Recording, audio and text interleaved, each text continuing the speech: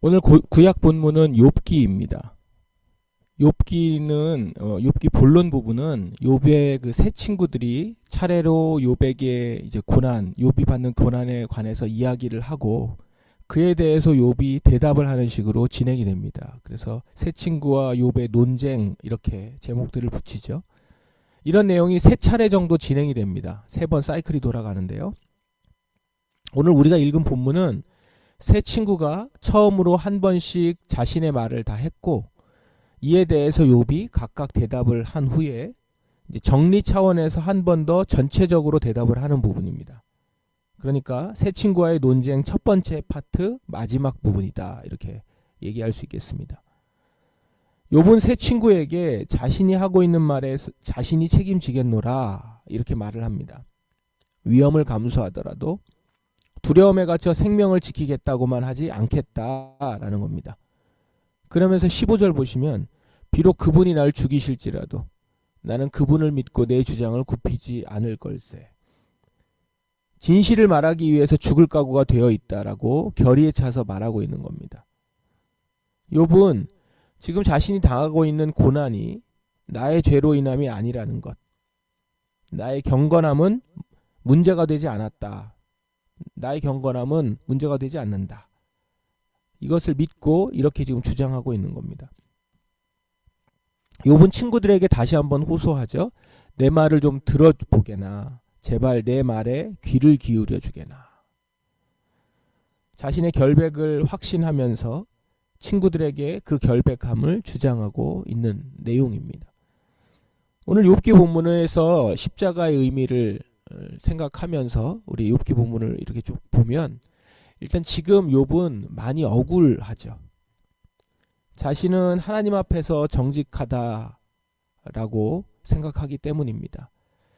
자기가 받고 있는 고난이 결코 자신의 죄 때문이 아니다라는 겁니다. 어떻게 돌아봐도 이 고난이 죄 때문이 아니다. 이것을 자신이 증명하고 싶으나 친구들에게 말로써 증명할 방법이 없습니다. 친구들은 믿어주지 않을 뿐만 아니라 오히려 자신에게 죄를 고백하고 돌아오라라고 지금 말하고 있잖아요. 너가 고난을 받는 것은 너의 죄 때문이다. 이렇게 계속 얘기하고 있으니까 고난은 받고 있는데 자기가 죄가 없다라는 얘기들을 증명할 방법이 없기 때문이죠.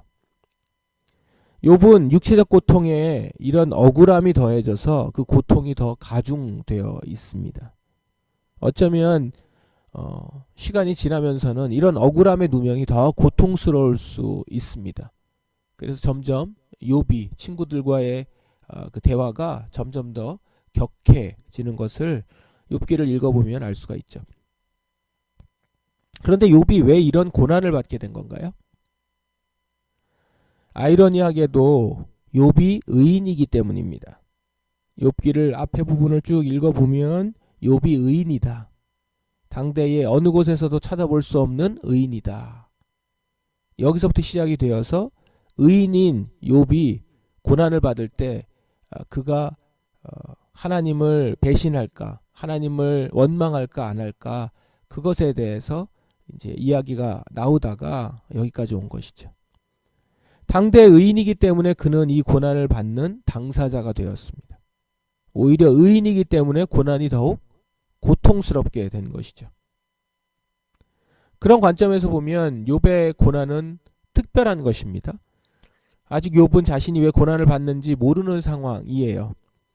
자신이 의인이지만 고난을 받고 있다는 사실에 대해서도 인정하지 못하고 있죠. 인정할 수가 없는 것이죠. 친구들에게도 욥의 말이 맞다는 점이 인정되지 않는 상황입니다. 하지만 결국 나중에는 드러날 것입니다. 욥은 자신이 특별한 사람으로 고난을 받았음을 알게 될 것입니다. 욥기에서 십자가에 대한 얘기가 나오지는 않습니다. 또 그 모든 방향이라든가 성격 자체가 틀립니다. 그렇긴 하더라도 십자가에서 가장 우리가 생각할 고난과 그 다음에 그 고난을 받을 때에 예수님께서 그 십자가에서 어떤 느낌일 것인가 라는 것들을 볼 때는 욥이 지금 의인이면서도 그 억울함 가운데 받는 고통, 그것을 이 십자가의 의미를 생각하면서 연결해서 우리가 좀 볼 수 있는 것 같습니다. 여기까지 우리가 생각하면서 우리 빌립보서 말씀을 보고 또 연결을 해보도록 하겠습니다.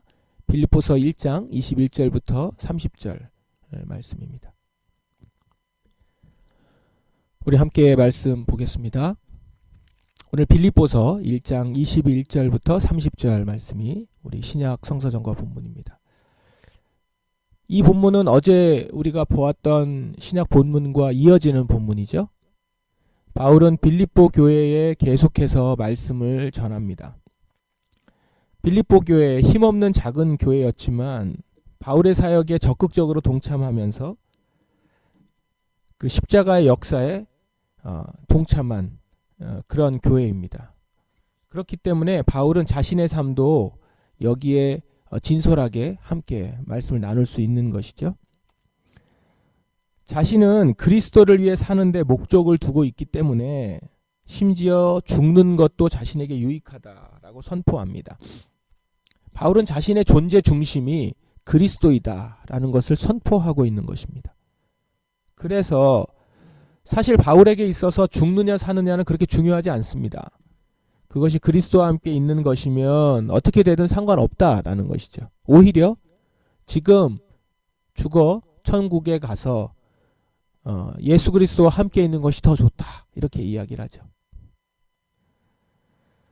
그렇기 때문에 지금 빌립보 교인들과 더불어 함께 지낼 수 있는 것, 그것도 좋은데, 그것은 그래서 그들이 빌립보 교인들이 믿음이 자라고 기쁨을 누릴 수 있다라고 하는 것은, 그것은 자신이 지금 그리스도와 함께 천국에서 살아가는 것만큼 가치 있는 일, 그러니까 어디 있든지 좋고, 사실은 나는 그리스도와 함께 있는 게 더 좋은데 지금 내가 빌립보 교인들과 지낼 수 있다면, 그런 기회가 있다면 그것도 가치 있는 일이다.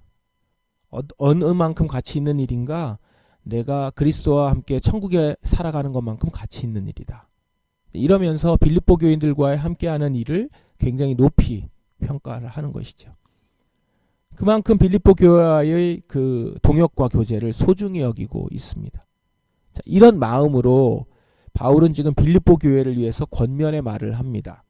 27절에 보시면, 여러분은 그리스도의 기쁜 소식을 들은 자로서 하나님께 영광 돌리는 삶을 살도록 하십시오. 특별히 여러분이 한 마음 한 뜻으로 열심히 복음을 전한다라는 소식을 듣기 원한다라는 겁니다. 사도 바울이 빌립보 교인들과 잘 지내고 있고 교제한다라고 하는 것은 그리스도 안에서 교제하는 걸 의미하는 것이죠. 그래서 하나님께 영광 돌리는 삶을 살자. 그리스도의 기쁜 소식을 들은 자니까 그 들은 자로서 하나님께 영광 돌리는 삶을 살자. 특별히 복음을 전하는 삶. 그러니까 하나님께 영광 돌리는 삶은 복음을 전하는 삶이죠. 그 삶을 살기 원한다라고 권면을 하는 겁니다. 그와 동시에 28절에 보시면 대적하는 자들을 두려워하지 말라라고 얘기하죠.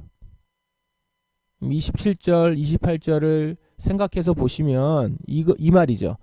하나님께 영광을 돌리고 복음을 전하는 삶, 그 삶에는 대적해서 어려움을 주는 일들이 따른다라는 겁니다. 그렇죠? 그러니까 기쁜 소식을 들은 대로 또 그 소식을 전할 수 있는 자, 그러면서 동시에 대적하는 자들이 있다라고 하는 것은 하나님께 영광을 돌린다고 해서, 그리고 기쁜 소식을 들었다고 해서 그 삶이 항상 평탄하고 안락한 삶을 말하는 것이 아니라, 오히려 그렇기 때문에 복음을 증거하다가 대적하는 자들로 인해서 고통을 받는 경우도 있다라는 겁니다. 그런데 이것을 이렇게 표현하죠. 29절에 보시면 하나님께서는 여러분에게 그리스도를 믿는 특권뿐만 아니라 그리스도를 위해 고난받는 특권도 주셨다. 그러니까 고난이 특권이라는 겁니다. 그리스도를 믿는 것도, 그리스도를 위해 고난받는 것도 동일한 특권, 은혜다라는 것입니다. 믿는 사람이기 때문에 받는 특권이죠. 믿기 때문에 받는 고난인 겁니다. 그러므로 이 30절 말씀, 내가 여러분과 함께 있을 때 여러분은 내가 고난당하는 것을 보았다. 그리고 여러분 역시 고난을 겪고 있는 것이다. 이 말을 이렇게 해석할 수 있습니다. 지금 나 바울도 고난을 받고 있고 빌립보 교회 너희도 고난을 받고 있는데 이 고난은 바로 이런 특권, 은혜의 관점으로 봐야 한다라는 것이죠. 이 본문을 십자가의 의미라는 관점으로 보면 더 분명합니다. 성도가 그리스도를 따라서 그리스도의 십자가를 따라가며 겪게 되는 고난은 특권이라는 것입니다. 그리스도를 따르면은 반드시 고난을 받게 되는데 그것은 내가 그리스도를 믿을 때 받은 특권처럼 그렇게 받는 특권이다라는 것이죠. 그리스도를 믿는 사람만 받는, 은혜를 받는 사람만 얻는 특권이 고난인 것입니다. 그러므로 고난을 받을 때 두려워할 필요 없습니다. 그것은 우리가 구원받았다는 증거입니다. 오히려 내게 유익합니다. 내가 그리스도 안에서 살아가고 있다는 증거이며 장차 내게 있게 될 놀라운 보상의 증거이기 때문입니다. 말씀을 좀 종합해 보겠습니다. 욥이 고난을 받은 이유는 역설적이게도 그가 의인이었기 때문입니다. 죄인이 벌을 받는 것은 당연한 일이에요. 그러나 욥은 죄가 없었습니다. 그럼에도 고난을 받았습니다. 이것은 욥 자신도 친구들도 이해할 수 없었습니다. 친구들은 오히려 욥에게 죄를 고백하라고 압박했고 욥은 육체적 고통에 억울함의 누명까지 더해져서 이중의 고통을 짊어졌습니다. 그러나 욥기를 읽는 오늘 우리 독자들은 압니다. 욥의 고난은 하나님께서 욥을 선택하셨기 때문에 시작된 것이라는 걸요. 그는 하나님이 신뢰하실 만큼 의로운 사람이었기 때문에 바로 그 이유로 고난의 자리에 세워졌습니다. 고난은 욥의 실패의 증거가 아니라 욥이 특별하다는 증거였습니다. 결국 그것은 드러날 것입니다. 욥은 자신의 고난이 얼마나 특별한 의미를 가진 것인지를 알게 될 것입니다. 욥이 미처 다 알지 못했던 그 진실을 바울은 빌립보서에서 명확하게 선언합니다. 하나님께서는 여러분에게 그리스도를 믿는 특권뿐만 아니라 그리스도를 위해 고난받는 특권도 주셨습니다. 바울에게 고난은 특권이자 은혜의 증거입니다. 믿음이 특권이듯이 십자가의 고난 역시 특권인 것입니다. 왜냐하면 이 고난은 그리스도의 십자가를 믿는 사람에게만, 은혜를 받은 사람에게만 주어지는 고난이기 때문입니다. 그러므로 두려워할 필요가 없습니다. 십자가의 고난은 내가 그리스도 안에 있다는 증거이며 장차 받게 될 놀라운 보상의 보증이기 때문입니다. 욥은 고난 속에서도 자신의 의로움을 붙들었습니다.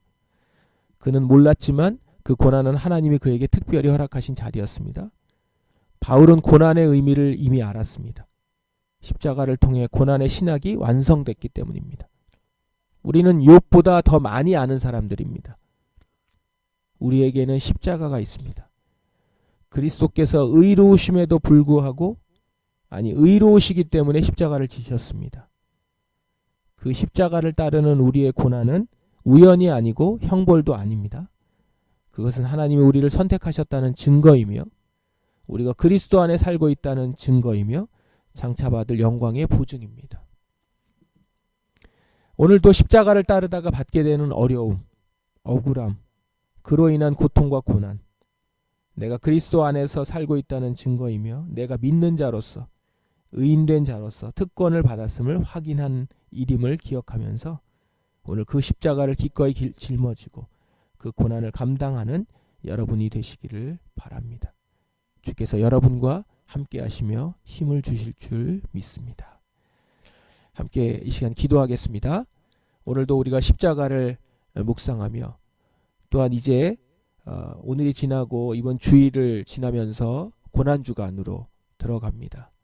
더 깊이 십자가를 묵상하며 그 가운데서 나의 삶을 돌아보고 또한 내게 있었던 여러 가지 어려움들을 그 안에서 해석하고 다시금 주의 길을 온전히 걷는 우리가 되길 원합니다. 내게 주시는 오늘 말씀을 깊이 듣는 이 시간이 되길 바랍니다. 여러분 충분히 기도하시다가 돌아가시기 바랍니다.